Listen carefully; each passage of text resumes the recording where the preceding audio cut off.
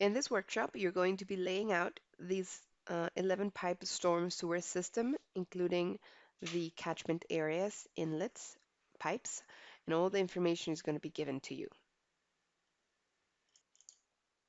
You'll first open up the software, input some of your information.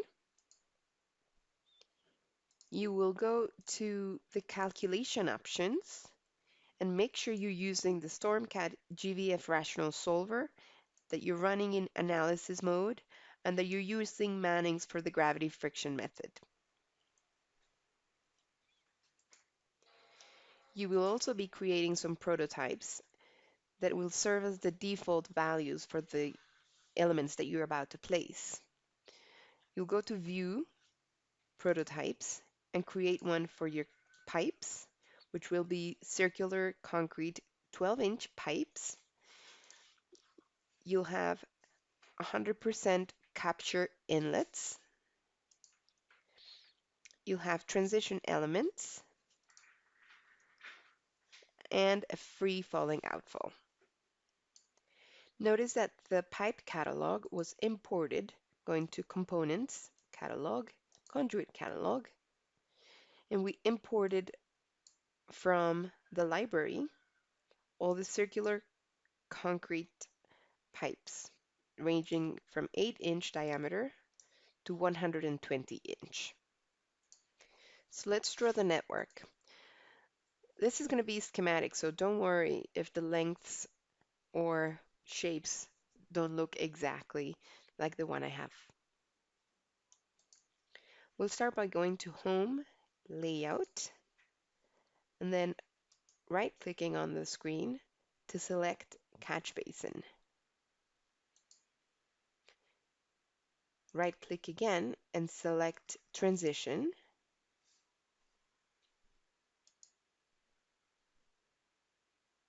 Again, right-click and select Catch Basin again.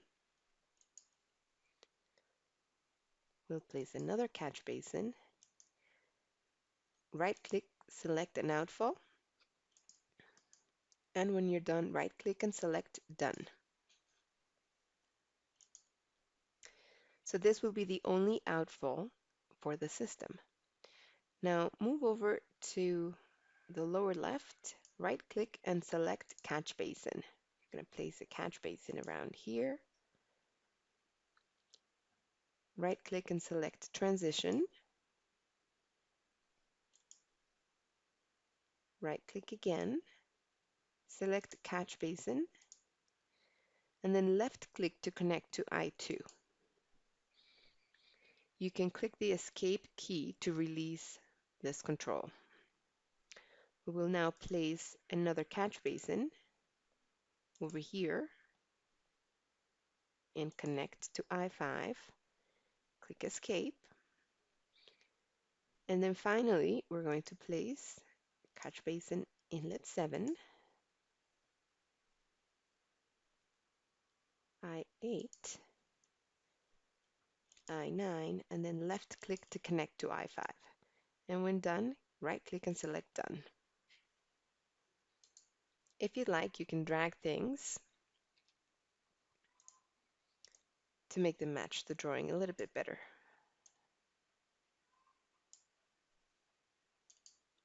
Follow the color-coded guide on the PDF to know the boundaries of each of the catchments. Go to Layout and select Catchment. We'll start by left-clicking all the corners of our catchment. When you're done, right-click and select Done. Follow the same steps to lay out the other catchments.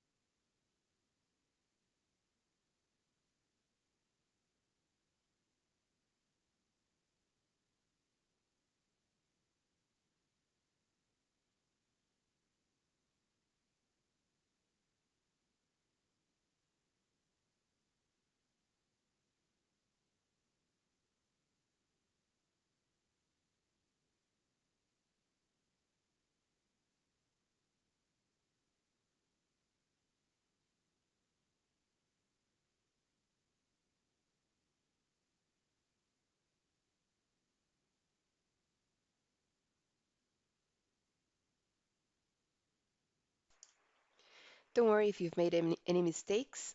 Release this tool by clicking the select and then move your catchments around so that the vertices match where they're supposed to.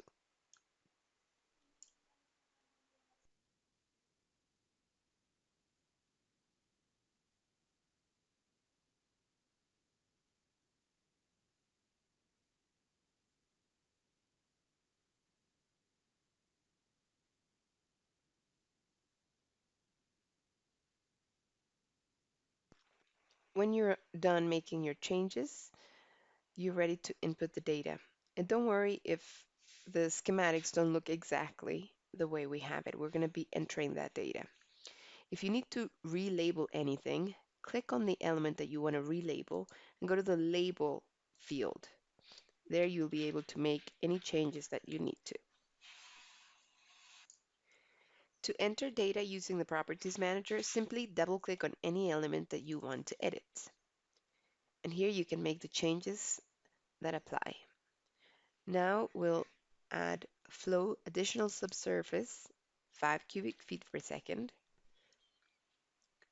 ground elevation, 100.5 feet, and invert elevation, 98. Click the Navigate Downstream button, and it will take you to the next downstream element, in this case, P1. Click it again, and it will take you to J1. Go back and edit P1. Double-click on it, and enter the data in the workshop. Double-click CM1 and enter the data on the workshop. Select inlet I2 as the outflow element by going to the outflow element option and clicking I2.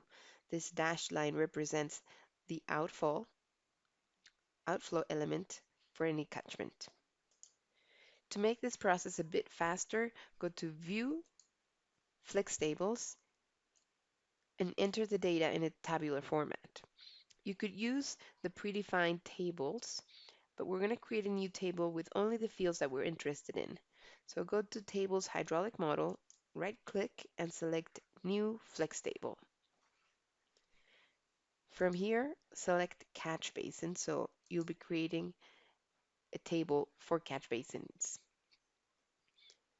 Make sure to select Label, Elevation, Ground, Elevation Invert, and Flow Additional Subsurface. When done, click OK.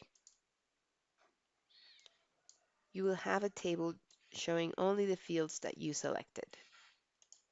Now input the data that was provided at the beginning of the workshop.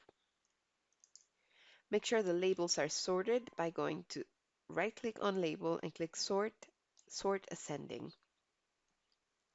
And make sure the numbers match what we have on the workshop. When you're done, click this Flex table and under Tables Hydraulic Model, right-click and rename My Catch Basin. Repeat these steps to create an outfall flex table.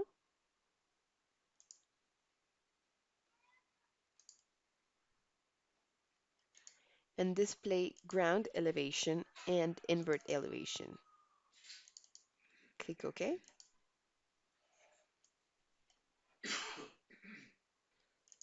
Notice that these fields are already filled in from the prototypes. Close this table and rename it My Outfall.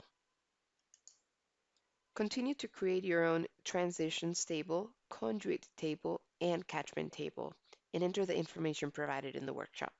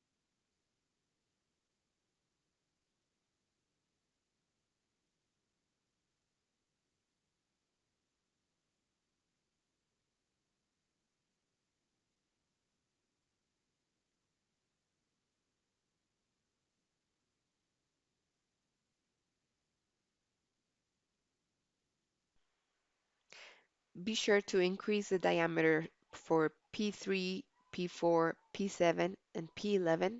Input the rest of the information, and when you're done, your screen should look like this.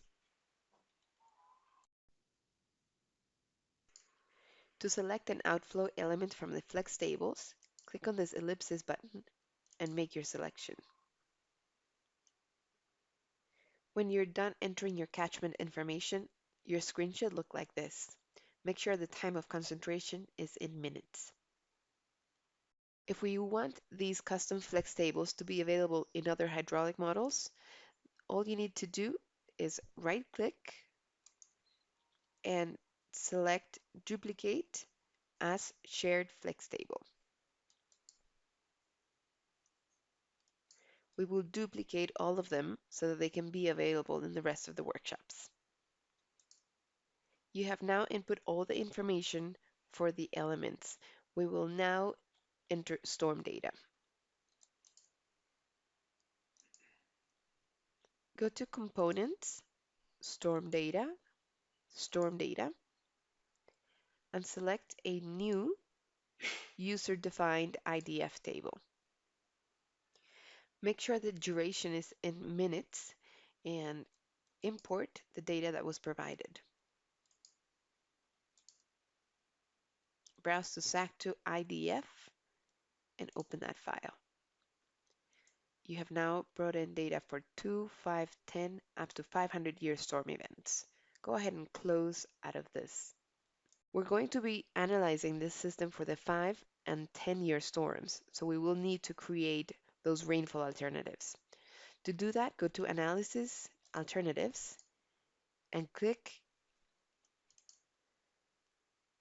to expand Rainfall Runoff. Rename Base Rainfall Runoff as 5-year.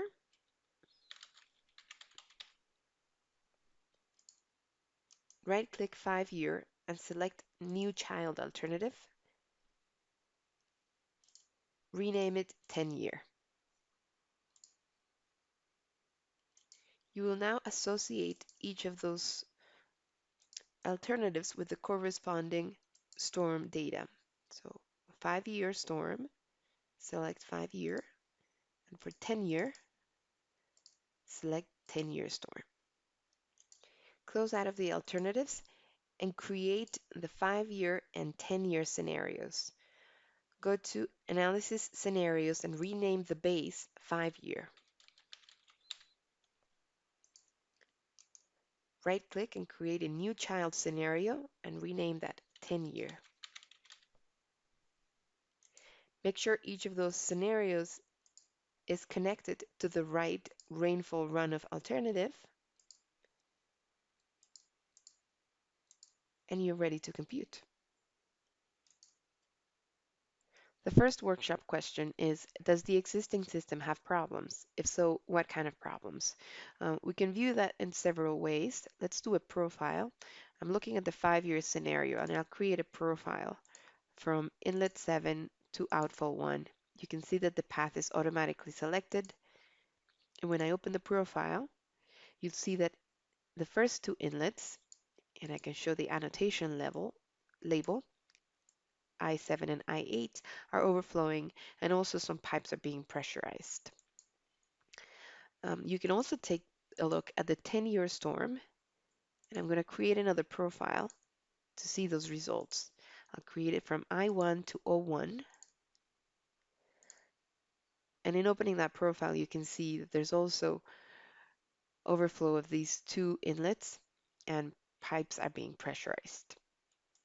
A pressurized pipe will look completely full on the profile, but also if you go to the flex tables and you go to the conduit, I'm going to the regular report, you can see that the profile description lists some pipes as being pressurized. There was also a question about there being a hydraulic jump. You can see that for the 10-year storm, there's a hydraulic jump in P7. And if I switch to the 5-year event, you can see that P7 is also showing a hydraulic jump. Question number 3 is in regards to the program resetting the hydraulic grade to rim elevation. Remember that StormCAD's engine is calculating the hydraulic grade line from the downstream to the upstream. And when it encounters flooding, it doesn't have enough topographic information to see the depth of the pooling at any node. So we make the assumption and we reset the hydraulic grade line to the ground elevation so that you can see we go all the way back to the ground elevation and continue to calculate upstream. It is clear that this system does not have enough capacity, so we need to most likely increase the diameter of some of these pipes and perhaps some of the inlets as well so that more flow can be captured. This model is a good candidate for StormCAD automated design tools, so it can help you size your pipes, figure out the invert elevations and inlet size. The final question asks about the flows for inlet 5 during the 5-year scenario. If you double click on I5 and scroll down to the bottom, you will see that there is a system fixed flow of 4.5 cubic feet per second. That was the flow that was input as additional flow for inlet I7. If you go back to inlet 5, you will see that StormCAD calculates the rational flow at every junction, so that here the system rational flow of 4.91 is calculated by multiplying the system CA, which is just adding up all the upstream catchments CAs, and also by looking at the system flow time, recalculates at that point system intensity. When you multiply the system intensity and the CA, you will obtain the system rational flow at that point of 4.91 cubic feet per second. Therefore, the total flow out is calculated by adding those two values, and you can see the result listed as flow total out.